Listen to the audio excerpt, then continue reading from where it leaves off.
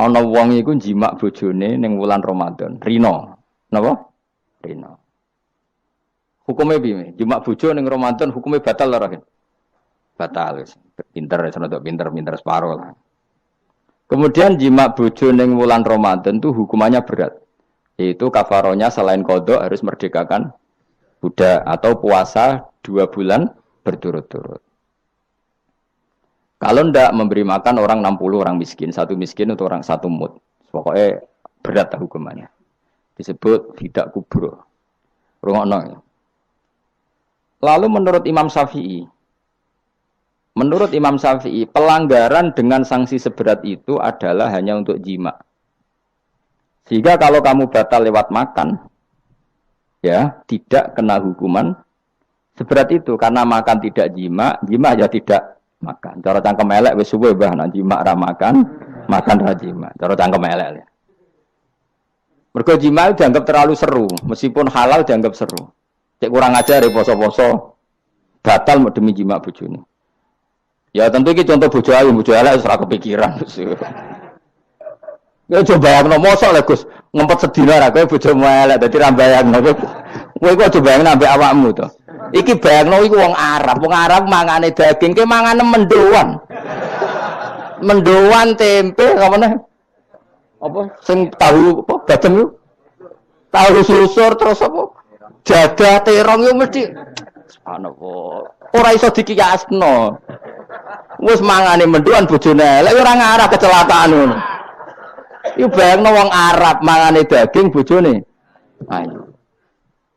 Wes Mustafa khusuk lah cara wong Arab sing ayu banget. Wes ora iso ngempet tak jamin. Posisi gelem halal. Jadi kok coba yang awakmu dhewe sing mangane napa? Mendoan tahu susur kan. Jadah. Iku ora sereten nek sak apik. Kula pertama mangan jadah iku kaget. Kula niku kan rada kiai lho. Rada kiai iku nak mangan niku golek sing gampang. Bar jadah tak pangan kelat kabeh bingung. Sesuai ning Jogja kulino kan. Aku dhisik ora kulino mangan yang seperti itu. Sesuai saiki kulino. Alhamdulillah ora tau keleleden. Pertama keleleden. Aneh cara daerah kula kan apa? Aneh. Pomene jenenge jadah kok elek temen. Kira apa maknane jadah? Jenenge tok sing elek, rasane enak. Maksudnya jadah ketan sing enak ora mbok terusno. Oh, semua zaman hoax ini bahaya nek gak diterangno detail. Rungokno tenan, kita tak latih alim ya, mergo ilmu barokah. Kula nu untuk barokah ulama-ulama sing mun kabundut maupun sing ijek sugeng. Rungokno. Sehingga cara Imam Syafi'i ya jima itu tidak makan itu tidak jima. Oke, kita setuju. Karena jima itu dianggap terlalu serem. Napa? Ya serem tuh misalnya ngene, kowe bertamu gone ruhin, terus mangan segone kan normal, terus pamit. Kan nyelek kamar aku jima bojoku. Kurang ajar to, tamu ngene kurang ajar to. Ya kurang ajar. Tapi cara pikiran Imam Malik, ini mazhab Maliki. Kenapa hukumannya seberat itu? Rungokno nggih. Kenapa hukumannya seberat itu? Karena hadku hurmati Ramadan min ghairi udhrin syar'iyyin. Melecehkan Ramadan, tidak menghormati harkat Ramadan dengan tanpa udzur yang syar'i. Sehingga kalau kamu makan mie atau makan sate atau makan jadah tanpa udzur syar'i, tanpa sakit, maka hukumannya sama. Karena dianggap melecehkan Ramadan tanpa udzur syar'i. Imam Malik cara berpikir, memangnya jima bojo statusnya haram kan tidak zina. Jima bojo status halal apa haram? Halal, bedanya apa dengan makan? Kejima lebih mangan bedanya apa dalam hukum halalnya? Sama kan?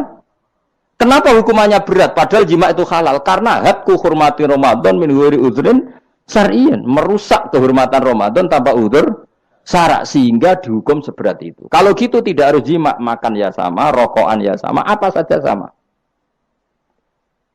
Paham ya? Ya sudah seperti itu. Namanya al-hikin nazir bin nazir wal asbah bil asbah. Maka menjadi lazim dalam hukum fikih ketika sesuatu disebut itu mewakili yang lain, yang semakna, jadi buat kias. Saiki wong malah gergak ana sunah Nabi keliru. Sunahnya mana? Sunah mbahmu. Zaman Nabi Sugeng wis ana kias. Justru Nabi menyuruh kita pakai kias karena sunnah itu tidak cukup. Kenapa tidak cukup? Karena Nabi yang pernah dilakukan Nabi tentu jumlahnya terbatas. Mau tidak mau dalam hukum terkini kita pakai qiyas. Nah, saya sidik-sidik orang oleh qiyas kudu sunnah. Maka untuk melawan seperti itu saya kudu cangkem elek gerem. Tapi cangkem elek kerape ulama kok cangkem elek. Malah tak wakil lo kowe sing wis pantes cangkem elek ngono.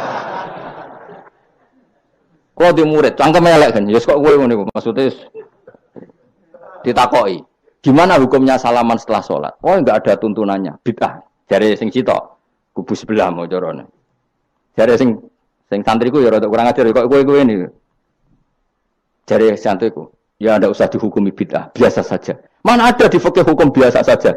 Ya pokoknya biasa saja. Alasannya apa? Kamu setelah sholat ke kamar mandi boleh enggak? Boleh. Kamu setelah sholat kencing boleh enggak? Boleh. Ke kamar mandi kencing boleh. Lalu nyalakan HP boleh. Nah kenapa kalau salaman enggak boleh? Bedanya apa dengan nyalakan HP? Waduh cangkem elek. Iya cerita cangkem elek. Maksudnya itu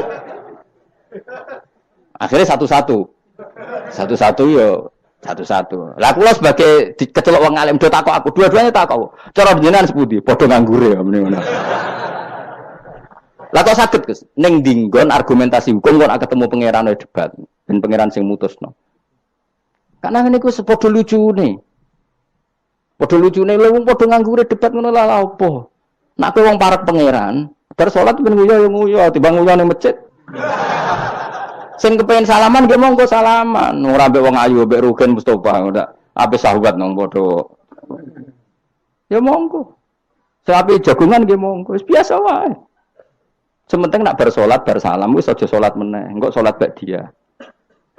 Jadi dulu Nabi malah nak bar salat mesti omong-omongan. Mergo kesunatane memisah salat fardu dan salat sunat. Maka lakukan sesuatu, di antaranya merubah tempat duduk atau ngendikan. Jadi dulu itu enggak terikat. Ayo, ngono iku jenenge qiyas. Kalau kamu bersolat, boleh enggak kamu setelah sholat nyalakan HP? Ya boleh.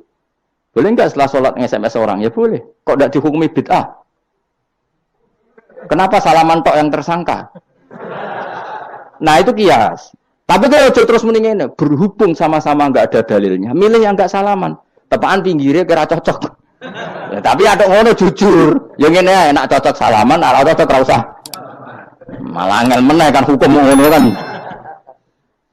Tapi susahnya apa sih kita tidak ngomong seperti itu? Sing salaman yo keben, wong ini alam demokrasi. Sing ra salaman yo keben ya biasa wae. Wong bar salat itu perintah pangeran eling pangeran. Ya sudah. Ana sing eling pangeran lewat salaman, ketemu wong mukmin. Ana sing carane eling pangeran nduwi lu terus ngaca tasbih. Ana sing nganggo tasbih bid'ah, nganggo drijine. Ya monggo sementing aja misoi wong. Susah ya apa sih? Waras sidik maksudnya ilmiah sidik. Nah sekarang saya tak bedai, kayak saya ini mazhab Maliki apa Hambali, apa Syafi'i, mau udah bedean mau ya. Maka terus diputuskan kalau nggak ada sunnah Rasul maka al-hikin nazir bin nazir, hukum sing mirip-mirip. Sekarang begini misalnya contohnya, saya berkali-kali cerita, ini anekdot tapi nyata. Ada seorang alumni penggaweane nabok ibu Juni, nabok itu kan dengan tangan, nabok dalam bahasa Jawa dengan tangan kan. Bareng kiai ini dilapuri, kadang kan jogeman nabok ibu bojomu. Gang Rongulan bojone Rugen lapor aku, Gus sakniki mboten naboki, nyaduki. Bareng Rugen tak celuk, "Hen, kok sik nyaduki piye?" Jare sing haram naboki, Gus. Sakniki tak leh nyaduki. Terus aku mending ngene, "Ya aja nyaduki." Gang Rongulan bojone lapor, sakniki ngidoni. Hanya karena terjebak tekstual, apa? Tekstual. Berhubung naboi tidak nyadui, kalau naboi haram nyadui mesti haram, itu terjebak apa? Tekstual. Coba kalau dia waras sedikit, makna haram naboi itu menyakiti. Saya ulang lagi, makna haram naboi itu maka nyadui juga sama, ngidoni juga sama, ngember nganti utang-utang tonggo yo sama, karena itu sakit loh perempuan utang-utang. Pemilih di cerdas ngono. Terus takoi, sunnah rasulnya mana? Bar saya. Ya malah nak pangeran ngendikan ning wong tua mau fala taqul lahuma uffin. Jangan katakan hus, terus dia mendingin jancuk bapak. Loh, kok muni jancuk? Kan tidak uffin. Waras to ora wong sing muni ngono. Kowe sing muni ora lho. Maka sebetulnya zaman Nabi itu sudah ngendikan al-hikin nazir benar. Sehingga kalau orang tua haram dikatakan hus, maknanya haram disakiti. Yang maknanya sejenis maka sama. Jadi mulai dulu kias itu ada, meskipun ya tentu jangan kebablasan. Misalnya yang tanpa ilmu itu kias yang kebablasan.